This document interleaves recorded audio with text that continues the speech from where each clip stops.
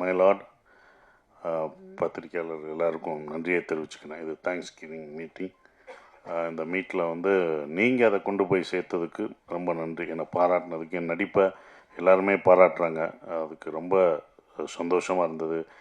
என்னோட நடிப்பு, சைத்ரா ஹீரோயின் நடிப்பு, அதுக்கப்புறம் குரு சோமசுந்தரம், அதில் வர்ற இன்னொரு நிறைய கேரக்டர்ஸ், சின்ன சின்ன கேரக்டர்ஸ் முதற்கொண்டு எல்லாருமே பாராட்டினீங்க.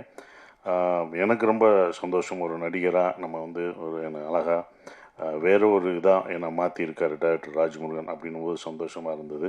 அப்புறம் இந்த படம் எப்படி போகிறது அப்படின்றது இப்போ எனக்கு ரொம்ப சந்தோஷமானது. ப்ரொடியூசர் வந்து இவ்வளோ ஒரு வார்த்தைகள் சொல்கிறது வந்து ராஜ்முருகன் வந்து கொடுத்து வச்சுருக்கணும். இப்படி ஒரு ப்ரொடியூசர் நீங்கள் கிடைக்கிறதுக்கு. ஏன்னா ஒரு ப்ரொடியூசர் வந்து இது வெற்றி சார், நீங்கள் ஒன்றும் இது பண்ணாதீங்கன்னு சொல்கிற அந்த தைரியம் இருக்குது பார்த்தீங்களா, அதை தான் அவர்கிட்ட பாராட்டணும். என்றைக்கும் வந்து நான் ஏன் இறங்கி இந்த படத்துக்கு ப்ரொமோஷன் எல்லா ஊருக்கும் போனேன்னா, ஒரு நல்ல இயக்குனரும் ஒரு நல்ல ப்ரொடியூசரும் தோற்றுடக்கூடாது என்றைக்கும்.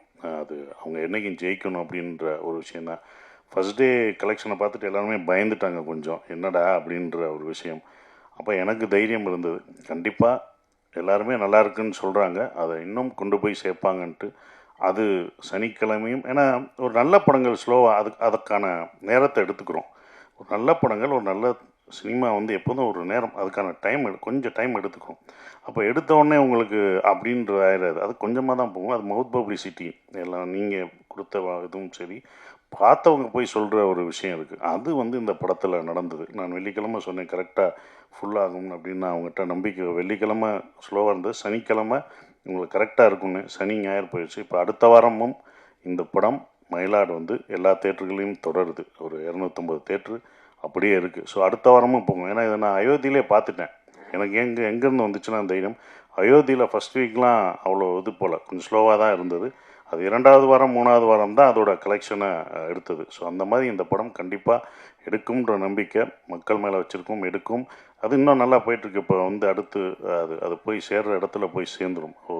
ப்ரொடியூசர் ரொம்ப சந்தோஷம். அதுவும் படம் பார்த்துட்டு ஓடிடிலையும் வாங்கினதும் அது ஒரு வெற்றியாக, அது ஒரு வெற்றியாக தான் இருக்குது. ஏன்னா படம் ரிலீஸ்க்கு முன்னாடியெல்லாம் விற்கல, அதுக்கப்புறம் அவங்க பார்த்துட்டு வந்ததும், அப்புறம் சூர்யா சார் வந்து படம் பார்த்துட்டு 2Dயில் இந்த படத்தை வந்து அவங்க அதை வந்து ப்ரெசென்ட் பண்ணுறோன்னு வந்த சூர்யா சாருக்கும் அந்த டீமுக்கும் நன்றியை தெரிவிச்சுக்கிறேன்.